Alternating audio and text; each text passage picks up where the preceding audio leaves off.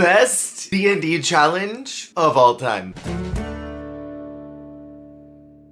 We've had a lot of iterations of this challenge, and I'm so glad that it got a return. I can't remember if I mentioned last week that I thought it was coming back, but I know I told my partner, I have a feeling that D&D is going to be top 6. I just had a feeling. And I was right. I'm so glad. We've had other versions in Titans. We had one in season, 3? And both of those were fine, but this one was absolutely the most realized, and I liked adjusting all of this to be a fight scene between each contestant.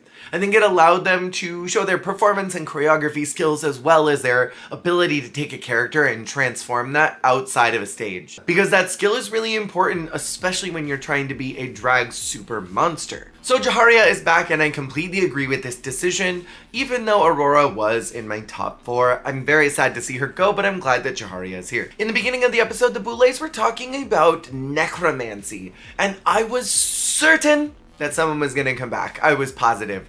But it doesn't really make sense in a group challenge like this that someone would return. However, I'm still feeling in my bones, this being a Dragula 666 season, they've done a lot of curses, they've done a lot of spells this season, and they mentioned necromancy, which makes me feel like next week, maybe the winners of this challenge, Auntie and Gray, might get to choose someone to come back. I would gag. In the beginning of the episode, we find out that our resident Boulet Brother theater kid, Auntie Heroine, is in fact the Lucy LaDuca of the Drag Race series, thinking that her one fright feat in dodgeball counts towards a win. This week, Auntie kind of came for Gray, saying that she's been too quiet and has been too reserved, which I don't think that's a problem at all, in my opinion. We have so many big personalities in this cauldron. Not everyone needs to be at a 10 all the time. But Gray does mention that he walks softly and carries a big stick. Which, if I'm not mistaken, is an FDR quote. President Theodore Roosevelt. So it was Teddy, not FDR. I was close enough. It was a Roosevelt. But I want to know, and I think many of us want to know, how big is that stick, Gray?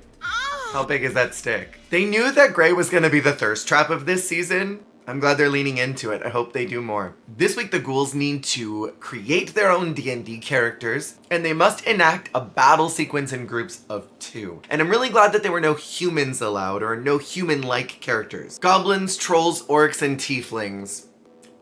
I was living. They did show the dice this time, at least for a couple of them, so it felt a little bit less produced. I only am speaking for myself that in past D&D challenges, sometimes I couldn't tell if they were actually rolling dice and making decisions blindly, or if they were trying to help encourage someone to be in a safe or a low placement. And while I would love to believe that it was always by dice, I'm glad they actually showed it this time and removed any of that doubt that may have been there. It would have been even better if it was done live. Like, that could have been the fright feat of them rolling dice to see what they get. And then maybe they even roll for stats. That would have been really fun and a little more hands-on approach to this challenge. But maybe because they had to do choreography, maybe that was just too much for the production schedule. Pi received Orc Warrior, and my god, this was such a captivating look. I enjoyed the bodysuit that had the hand painting on it, and the way they padded the body to thicken it out in some places was really smart. It added to the dimension and the scale of this character. The bones that were everywhere really hammered in that this was a fantasy character. This character came straight out of Skyrim, straight out of Baldur's Gate, straight out of a D&D sketch. It was so fantastical and so well designed, and I thought Pi was visually one of the more interesting characters of the night. I do think they captured the idea of a warrior, and part of this challenge, I think, is not only having the look right, but also having the characterization correct, so that everything within your character reflects what your class is. Jaharia received a goblin wizard. My biggest question mark was why there was no prosthetic work. Her face was just so flat and she looked like just a human. And that's not really the challenge. There were some ears, but ears don't beget a goblin. And I think sequins are a smart idea for a drag to elevate it to the next level. But for a wizard character, there's so much more that they could have done. The wizard robe didn't read wizard to me. It didn't read Ren Fair. It read bib at the barbecue place.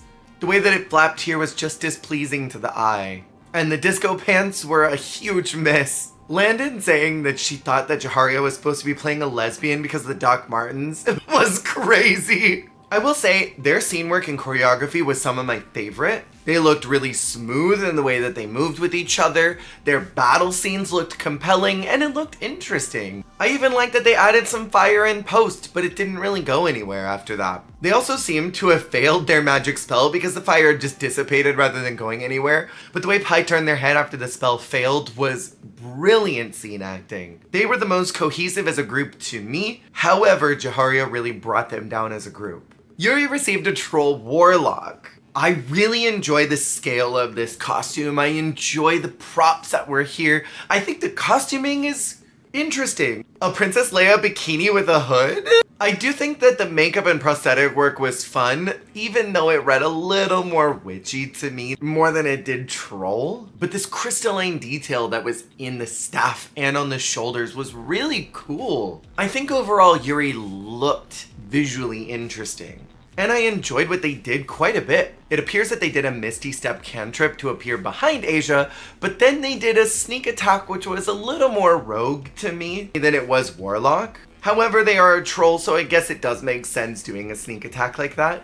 They really seem to lean more into the troll side rather than their class side. Auntie got a troll druid, and I mean this with love and light. Auntie looked like Auntie but blue. I didn't see as much of a transformation from the normal Auntie mug to what we got this week. I appreciated the details. Using jersey to create a vine-like material I think was brilliant and very intelligent. To know how something is going to look once it's transformed and once it's been altered, I think shows that Auntie really knows what she's doing when it comes to craft. And incorporating the mushrooms was an interesting detail because when I think about a druid, I think about someone who is very connected with nature. And being a troll, I would expect them to maybe be a little more underground in the dark, maybe more connected with the dirt and the moss and the mushrooms. But I think that Auntie's paint is so specific and the way that they do their drag is so specific that this lacked as much impact to me because I feel like I've already seen this in other colors before. I also controversially disagreed with the Boulets. This was one of my least favorite performances because I felt like Auntie was sort of hesitant with everything. Nothing was super fluid as they moved. Everything felt like they were sort of thinking about the steps.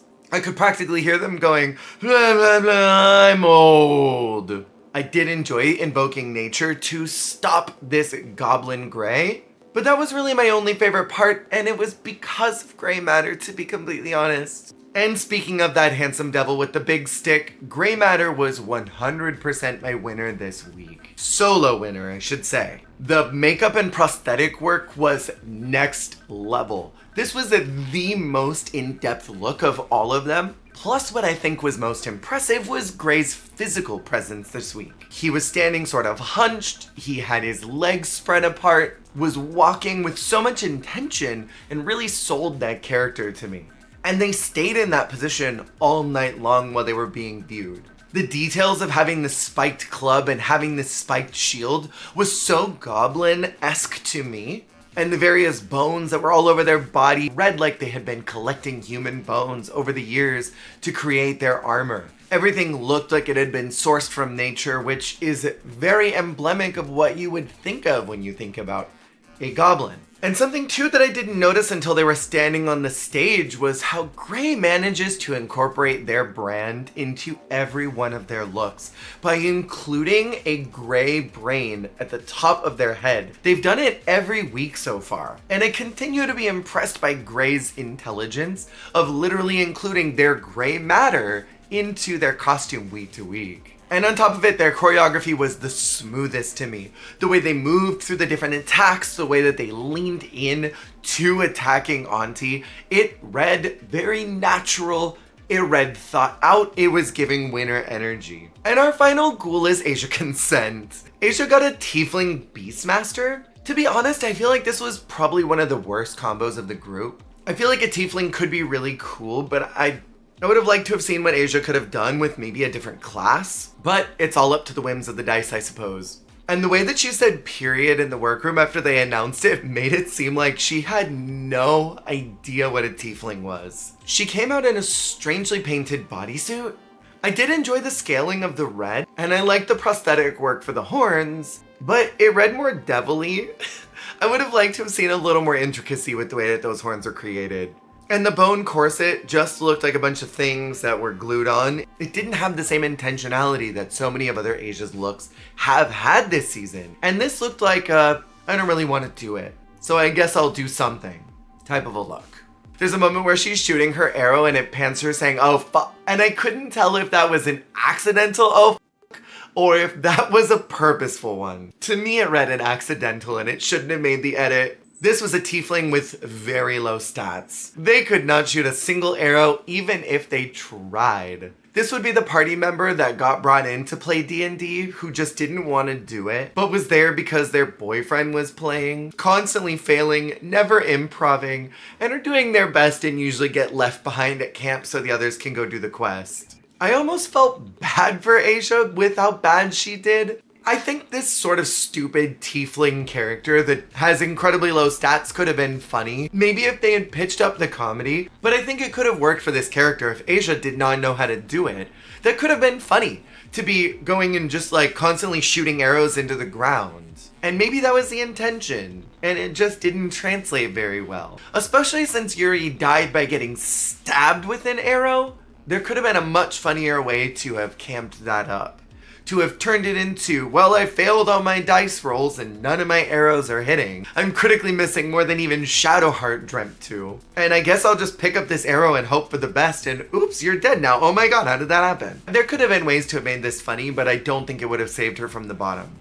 Because ultimately, she was the weakest. Even compared to Jaharia, who had a poor look but a good performance. And I called last week that Pi was going to remain loyal to Asia, and they did. During critiques, I'm almost positive that Asia referenced American Horror Story Apocalypse. I guess it's back to retail. Which gave me life. And I do gotta say, I kind of disagreed with the Boulets handing out a double win. I don't think this was the week to do it. I think that this was a very firmly Grey's win and Grey's win only. For the Extermination Challenge, Cynthia Doll is back and is delivering some riddles that I failed every time. But you know who else did? Jaharia and Asia. They had to answer questions in order to avoid a segment of the tattoo. Starting with the head, then the body, then the feet. Asia did get the last one correct, but decided to get the full tattoo anyway.